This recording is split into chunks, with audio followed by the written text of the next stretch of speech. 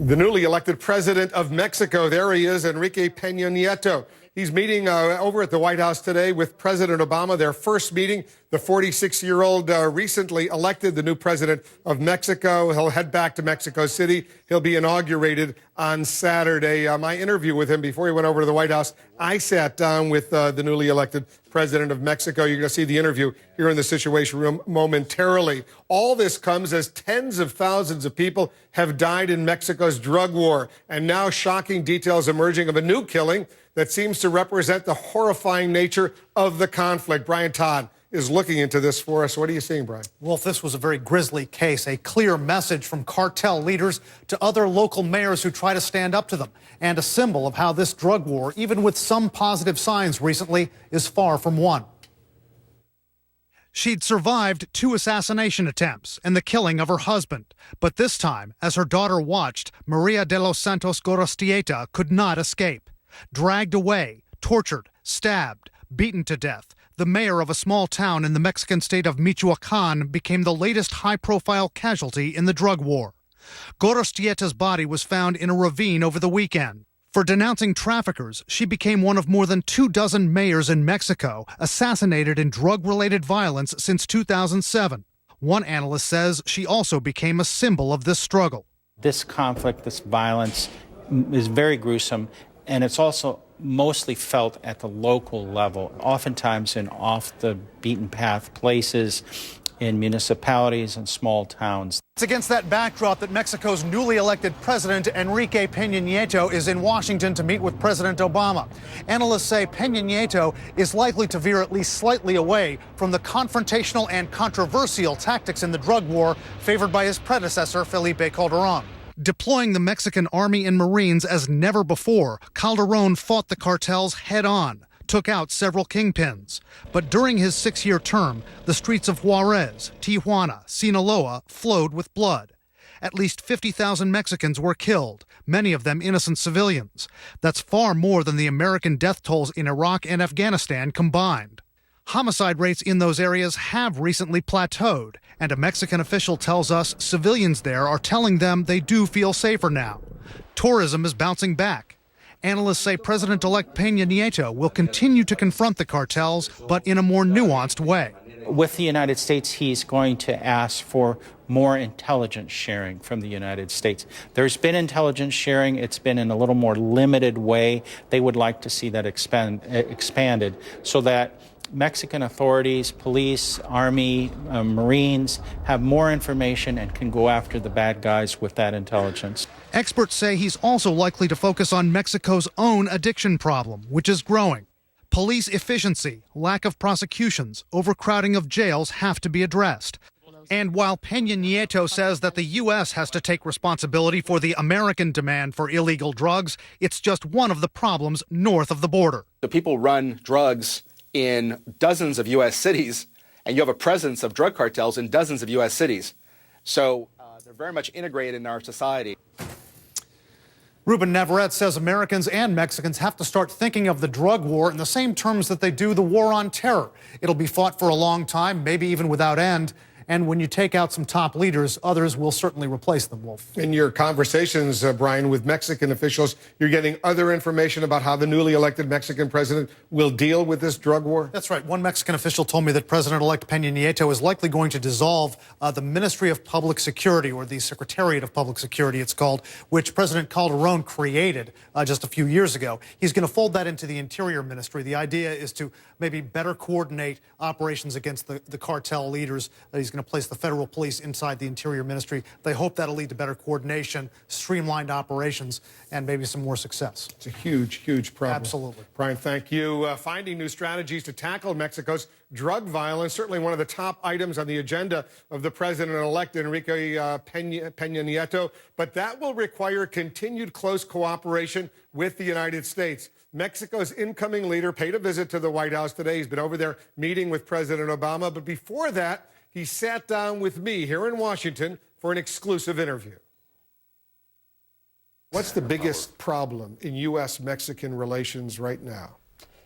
to build greater trust in our relationship. I think this first encounter with Mr. Obama, this first meeting, the main purpose would be to get to know each other, because I'm convinced that a good relationship between the countries has to go through the people who head said governments. They would have a good understanding, and my purpose then is to create a relationship, to build a relationship based on trust, a relationship that would be positive, constructive, that would allow us to understand the world affairs and the world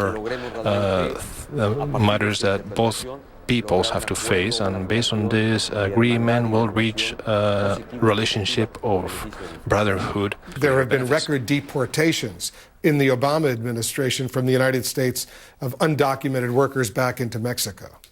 I think we have to work in this issue, especially to get to a proper treatment for the people who in the end end up deported because they don't have the proper papers. But also, I see with great understanding the proposal that President Obama has offered to reach an immigration reform. It's a matter, an issue in North American politics, but which my government sees with great favor. Why are fewer Mexicans seeking to cross over into the United States now?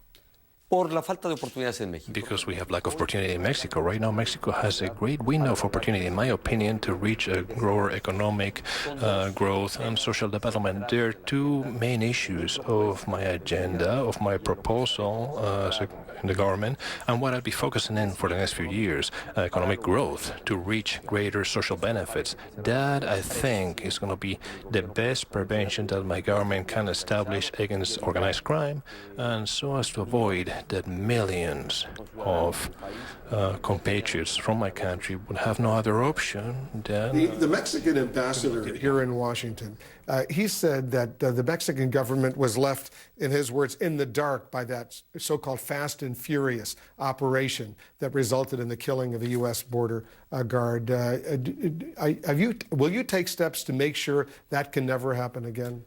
To be frank, I told President Obama, I'm going to tell President Obama to try to avoid policies which are outside the knowledge of the other government. I think a good relationship that Mexico could maintain with the United States and vice versa should be based on trust, on openness and constant dialogue that would allow us essentially to define, share objectives and to work towards those so as to avoid activities which are not known to the other government. We just learned that a well-known Mexican mayor, Maria Santos Gorostieda, was killed, was murdered.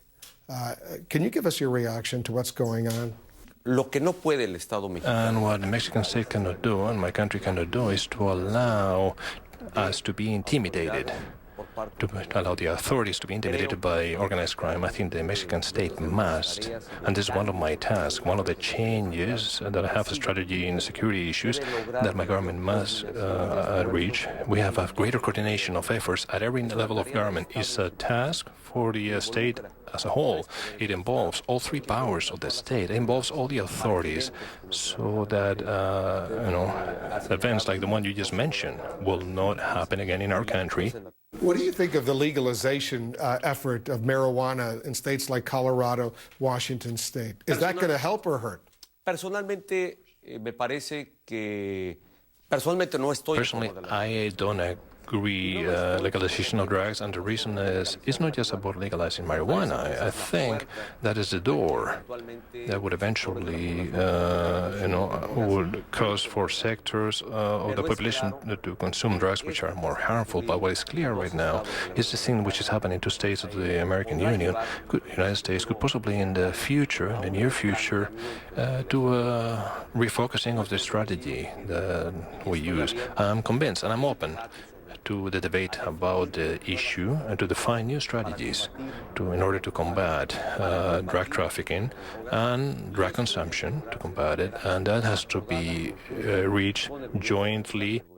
As you know, the State Department has issued a travel advisory to go to Mexico in a whole bunch of areas of Mexico, saying it's unsafe for Americans to be there. How safe is it for American tourists to come to Mexico? Mexico is a safe country. Unfortunately, some areas of our country are living through events of greater criminality, and that is the challenge to the government that I will head. But Mexico wants to project towards the world in its full splendor and beauty that we have in our country. For those who have not visited, for those who have the chance to be in Mexico, I think their experience has been very different from that which is pointed at and projected towards the world. We're a country with a hospitable people, with great natural beauty all over the country. I will work precisely to reach efficiency and to recover spaces which have been lost. Some in Mexico have called you the Mexican Kennedy. How do you feel about that? I will let history make its own judgment. I'll let the Mexicans make their own judgment based on the results and whatever I manage to achieve in my administration. Really is very honorable for me to hear such praiseful expressions, but most important for my government, for myself, will be to offer tangible results to Mexicans to create a better Mexico for all Mexicans. Good luck to you. Good luck to all the people of Mexico. Wolf, muchas gracias. The FDA shuts down a peanut plant tied to a nationwide salmonella outbreak. Just ahead, we're going to tell you what this bold first-time move could mean for your next trip to the grocery store.